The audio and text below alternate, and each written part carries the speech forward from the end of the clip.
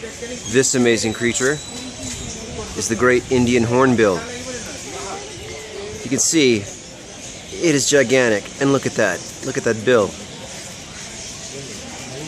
It's eating a bowl full of, I don't know, epic, and it's looking really cool. It's just chewing up whatever it has there, with maybe the master of all bills ever. You just have no idea how big this thing is.